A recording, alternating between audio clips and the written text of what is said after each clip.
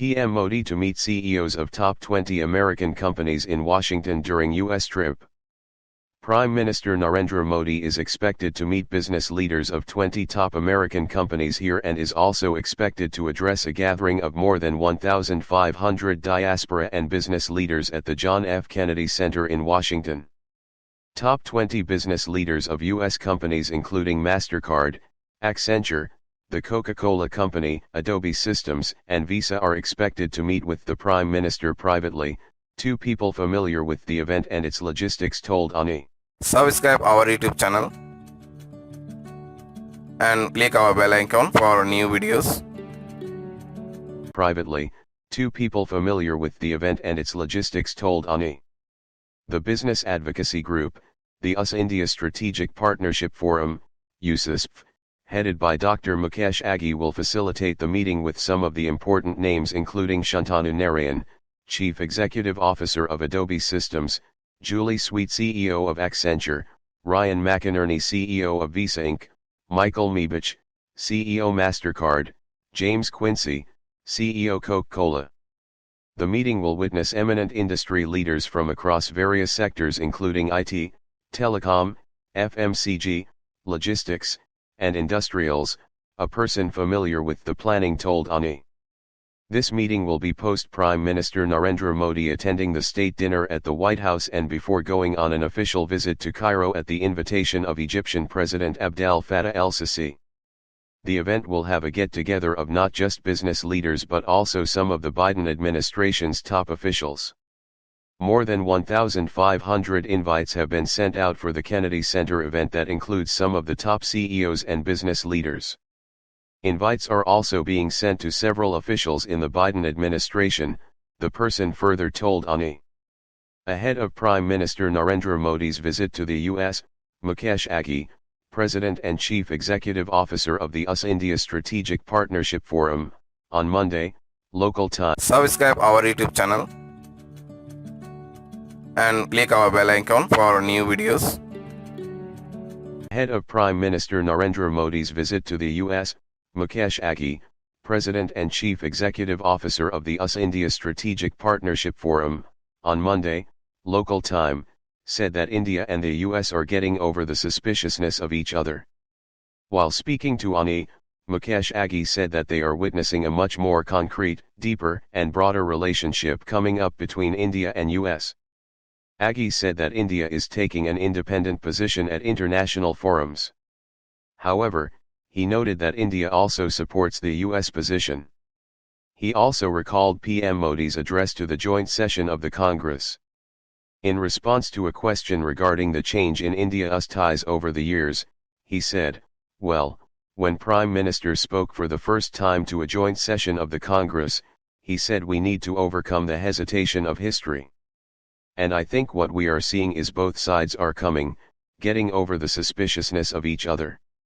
We had in India 1998 sanctions and India couldn't bring in a lot of those technologies. Now we're seeing a lot of those technologies moving to India. We are seeing India stepping up in the international forum, taking an independent position, but it also supports the US position also. So, I think we are seeing a much more concrete, deeper, and broader relationship coming up," he added. PM Modi is scheduled to arrive in New York. After leading the Yoga Day celebrations at the UN headquarters on June 21. Modi is expected to leave New York for Washington, D.C. on June 21, soon after the event, to begin the bilateral leg of his visit. On June 22, President Joe Biden will host him for a state visit, which includes a ceremonial welcome at the White House, bilateral talks, luncheon sponsored by Vice President Kamala Harris and Secretary Blinken. Besides the state visit, cabinet ministers in the Biden administration and key leaders are likely to call on the Prime Minister for meetings. White House, bilateral talks, luncheon sponsored by Vice President Kamala Harris and Secretary Blinken. Besides the state visit, cabinet ministers in the Biden administration and key leaders are likely to call on the Prime Minister for meetings. Subscribe our YouTube channel and click our bell icon for new videos. Subscribe our YouTube channel and click our bell icon for new videos. Agreement on agricultural emissions plan still possible, Hipkins says. The Prime Minister is meeting with agriculture sector leaders at FEL Days this week and still thinks it will be possible to get an agreement on pricing agricultural emissions. National has confirmed it will delay introducing a pricing plan by 5 years, until 2030, if elected. Agriculture makes up nearly half of New Zealand's greenhouse gas emissions and, unlike emissions from every other sector, are not priced. A sector-led group called He Waka Eke Noa is currently working on how best to do this, but its future is uncertain, given National last week walked back its support on account of the impact the proposed scheme might have on farming businesses. Subscribe our YouTube channel and click our bell icon for new videos. Last week walked back its support on account of the impact the proposed scheme might have on farming businesses. Chris Hipkins said he was confident they could hash out a deal, but could not say it would happen before this year's election. I think it's really important that we continue to try and find a way of pricing greenhouse gas emissions caused by, through farming, in a way that's clear, transparent.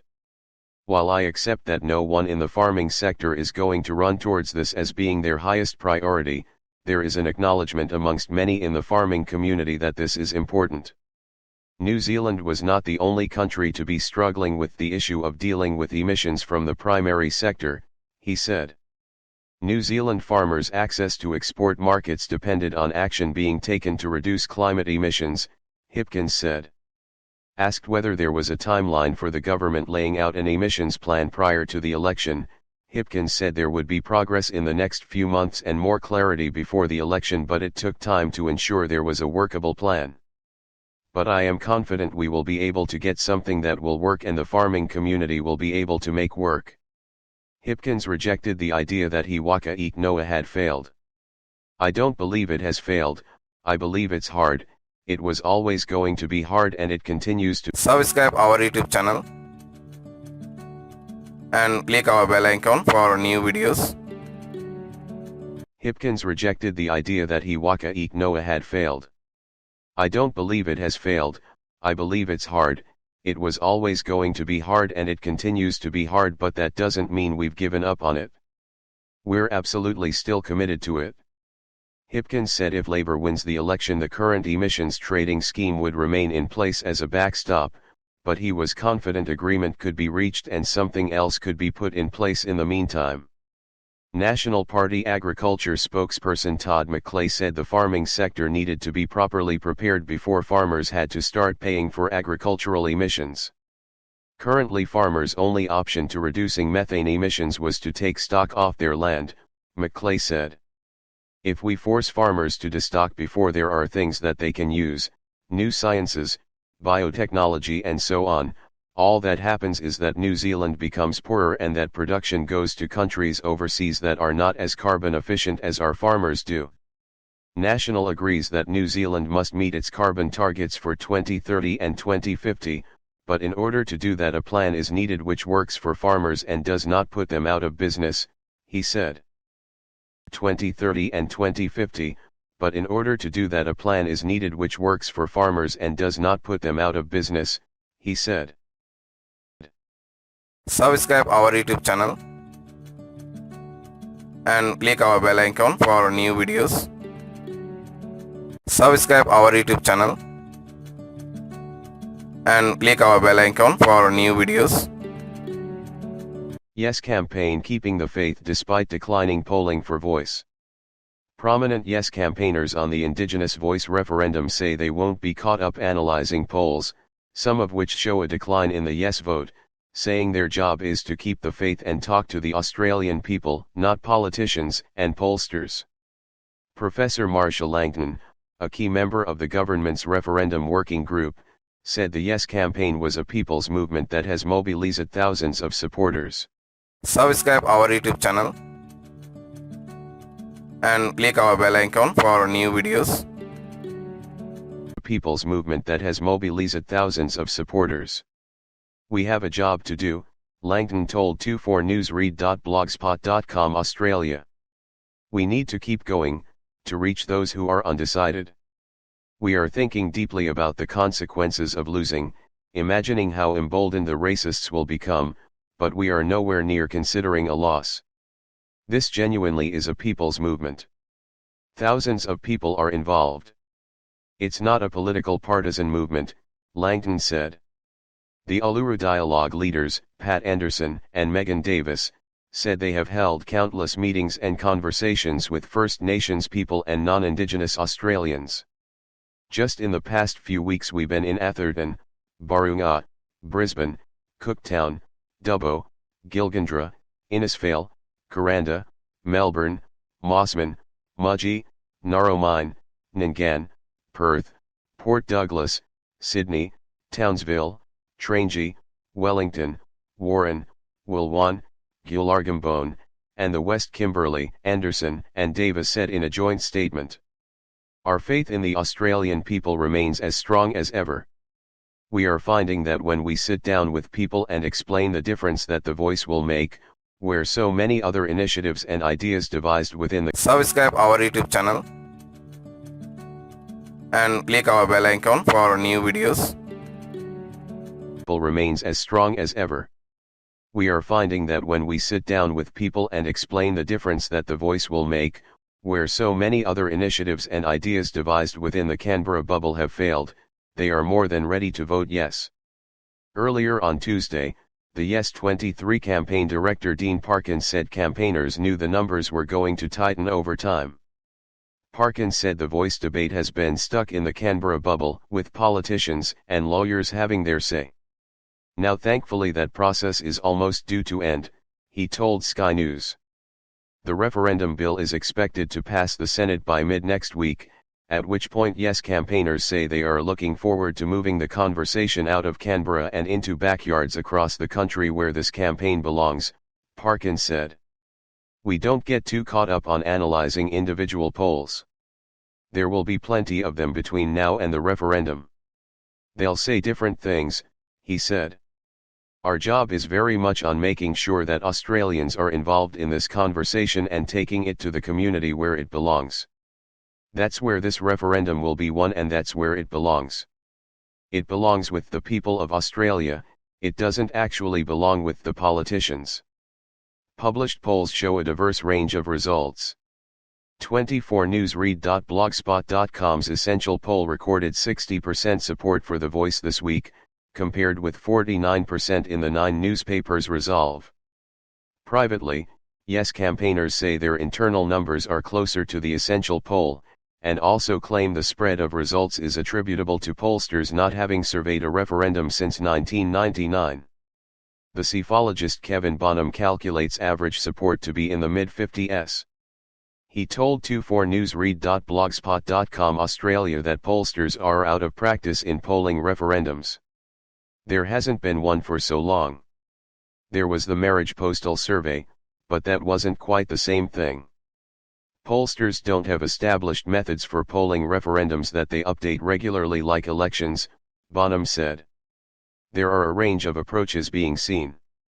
While pollsters seem to be coming to an agreement you should use the actual referendum question, there's variation in the surrounding wording being asked. The opposition leader, Peter Dutton, has again asked the government to radically reshape the referendum and reduce the proposal to simple constitutional recognition of Indigenous Australians, and scrapping the voice to Parliament. Subscribe our YouTube channel and click our bell icon for new videos. An agreement you should use the actual referendum question, there's variation in the surrounding wording being asked. The opposition leader, Peter Dutton, has again asked the government to radically reshape the referendum and reduce the proposal to simple constitutional recognition of Indigenous Australians, and scrapping the voice to Parliament entirely. This approach will not be entertained by the government. The polls have suggested the best case is the voice gets up by a slim majority and the country is divided, Dutton said, according to a party spokesperson. There is an opportunity now for the Prime Minister to unify the country, through constitutional recognition without a constitutionally enshrined voice. The Uluru Statement from the Heart specifically calls for recognition through the voice, following years of rejection of symbolic constitutional recognition by Indigenous communities. Dutton, speaking later at the Committee for Economic Development's 2023 conference, said, "I don't care how many people come out in support of voice, from sporting codes, public listed companies, churches, or anything else. The Australian public wants the detail." The Prime Minister, Anthony Albanese, told the Labour Party Room he remains positive about the referendum, citing support from the business, sports, arts, and entertainment sectors, and that he was looking forward to passing the bill and fixing a date for the vote. Albanese noted there was no division within Labour on the question, unlike the coalition, and the government was determined to give the voice the best chance to pass. Government sources say the PM is expected to announce the referendum date in early August, at this year's Garma festival. The date of the vote is anticipated to be mid-October. That would allow for 2 months of intense, election-style campaigning in the lead-up to the referendum. Referendum date in early August, at this year's Garma festival. The date of the vote is anticipated to be mid-October. That would allow for 2 months of intense, election-style campaigning in the lead-up to the referendum. Subscribe our YouTube channel and click our bell icon for new videos. Subscribe our YouTube channel and click our bell icon for new videos. O'Toole calls on MPs to reject performance politics in final House speech. In his final speech in the House of Commons, former Conservative leader Aaron O'Toole called on MPs to focus on fostering respectful debate at a time when performance politics is fueling polarization. O'Toole took aim at social media in his Monday address, saying that the House has become a place where politicians are more focused on generating clips than on national debates. "We are becoming elected officials who judge our self-worth by how many likes we get on social media, but not how many lives we change in the real world," he said. Subscribe our YouTube channel and click our bell icon for new videos. Media, but not how many lives we change in the real world, he said. "We're becoming followers of our followers when we should be leaders. Social media did not build this great country, but it is starting to tear its democracy down." The Ontario MP said political debates have become so divisive that Canadian families are in some cases finding it difficult to talk to each other about important issues. "If we ever want to change this and begin to have respectful and serious discussions again, that change needs to start right here in Canada's House of Commons," O'Toole said. O'Toole led the Conservatives in the 2021 election and served as official opposition leader from August 2020 until February 2022. He said the electoral success of any one party or politician shouldn't get in the way of national unity. During his speech, O'Toole thanked his family, staff, volunteers, and constituents for supporting him for more than a decade in Parliament. The military veteran turned lawyer was first elected in a 2012 election. He served as parliamentary secretary to the Minister for International Trade, then as Veterans Affairs Minister during the final year of Stephen. Subscribe our YouTube channel and click our bell icon for new videos. Election. He served as parliamentary secretary to the Minister for International Trade, then as Veterans Affairs Minister during the final year of Stephen Harper's Conservative government before it lost power in 2015. O'Toole took a first crack at running for the party leadership in the crowded 2017 race to replace Harper. He finished third. He ran successfully a second time in 2020, beating out his chief opponent, former Cabinet Minister Peter MacKay. MPs thank O'Toole for years of service. Conservative leader Pierre Poilievre rose after O'Toole's speech to thank his predecessor. "Whatever next chapter he decides to write in his life, one thing is for sure. It will be consistent with the life of service that has personified everything we have done to date," Poilievre said. Government House leader Mark Holland stood to thank O'Toole for his time in Parliament and in the armed forces. "O'Toole and I had very vigorous debates and disagreements," Holland said.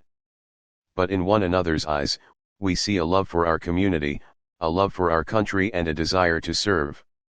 Bloc Québécois MP Simon-Pierre Savard Tremblay, NDP MP Daniel Blakey and Green Party leader Elizabeth May all stood to thank O'Toole and wish him well. O'Toole announced in March that he would be leaving his seat once the House rises for the summer break. The House of Commons is slated to sit until the end of next week. Wish him well.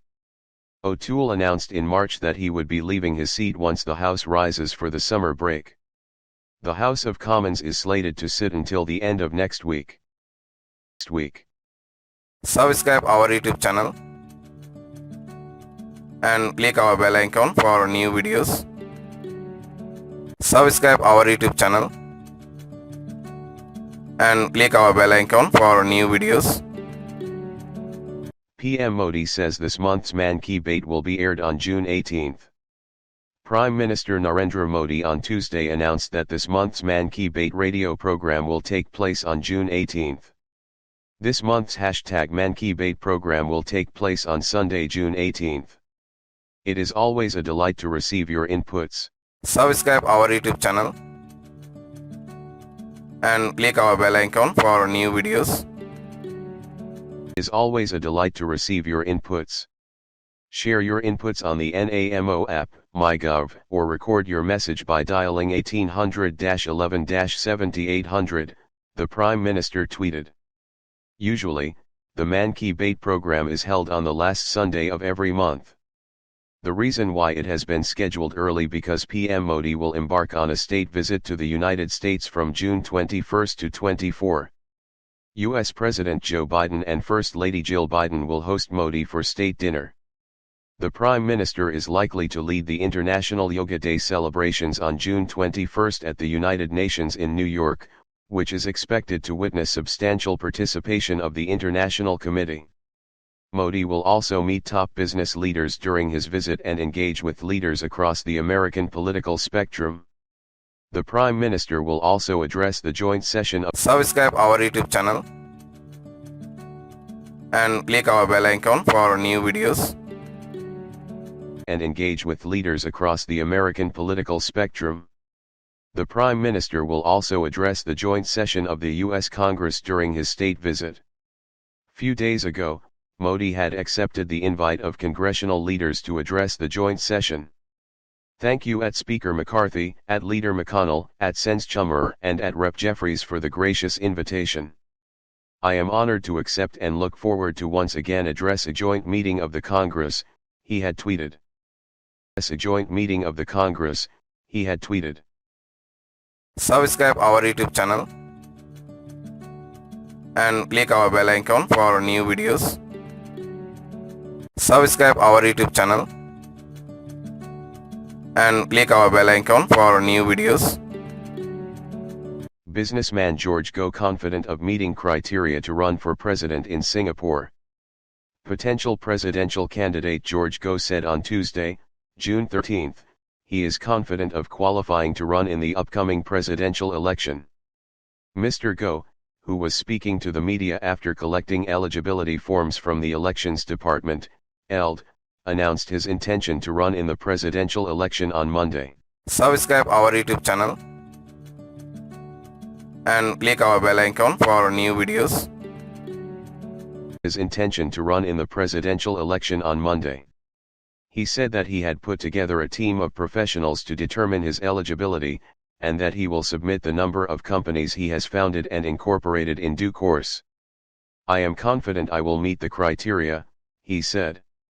The 63-year-old presidential hopeful is the chairman of Asia International, a Singapore exchange, SGX, listed investment holding company with a market capitalization of about $45 million, $33 million, as of Tuesday.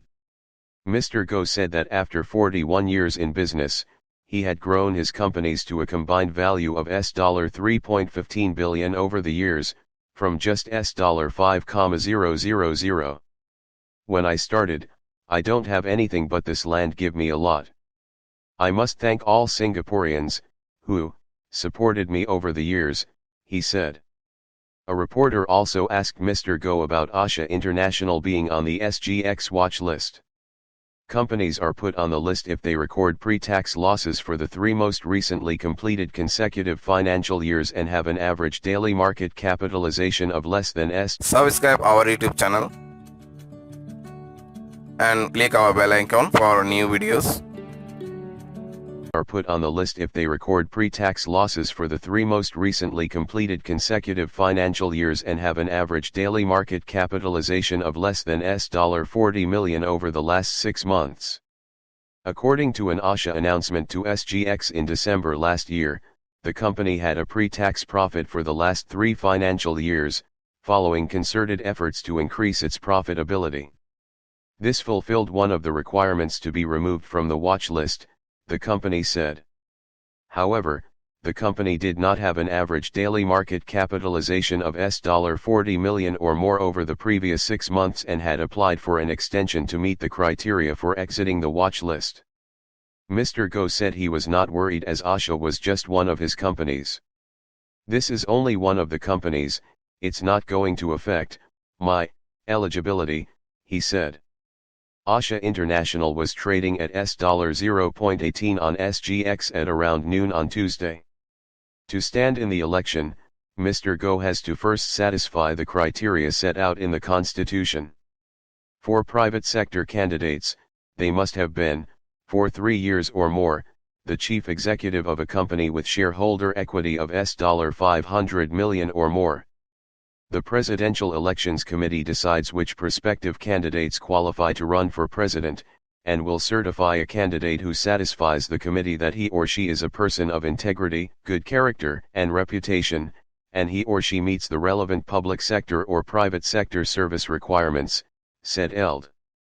When asked why he was putting his hat in the ring, Mr. Go said he wants to give people a choice, pointing out that private sector requirements were quite high after being amended in 2016. He added that in the past 5 presidential elections, 3 were walkovers. In the last election in 2017, both Malay private sector candidates who applied to run did not meet the bar. "I think we must give the people a chance to vote," he said. "This was set up in the Constitution in 1991, so I'm coming forward." When asked what he thinks his chances might be against Senior Minister Tharman Shanmugaratnam, who has said he will be running in the election, Mr. Go said people want a candidate who is not from the establishment. He said that in 1993, when former Cabinet Minister Ong Teng Chong stood for election, 41% voted for his opponent Chua Kim Yao. In the 2011 presidential election, 65% of voters opted for non-establishment candidates, said Mr. Go. "It is time to vote in an independent candidate and people want change," he added. Mr. Go was born in the Malaysian state of Negeri Sembilan and has been living and working in Singapore since 1975. He became a Singapore citizen in 1990. Married with 4 children, Mr. Go also co-founded the charity Border Mission and is a council member at the Red Cross Society, among other roles. His wife, Madam Lisa Sumali, and his 4 children were at the Eld along with his supporters, who were mostly dressed in red. There were about 50 supporters present, Mr. Go's media team said. Supporter Doris Tay, who has worked with Mr. Go for more than 10 years in various companies, said that she thinks he is a good leader. Under his guidance, employees like her have worked their way up to become accredited accountants, said the 63-year-old, who added she was semi-retired. "He has strong willpower and he's a good leader," Ms. Tay said in Mandarin. "He guides us on what to do and monitors us, whether we did our work or not, he knows." Many employees learned a lot from him. She added that she will help Mr. Go in his campaign as she fully supports him. Mr. Stephen Chong, who was also dressed in red, said he was there to support Mr. Go because he wants a candidate with commercial experience. "It's better to have an election rather than to have another walkover again," said the 50-year-old. "I think both candidates have their merits. I believe commercial experience is better than political experience."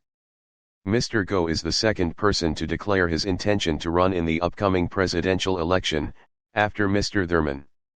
Mr. Thurman said on Sunday that he welcomes a contest, adding, "My whole approach is not to shy away from competition.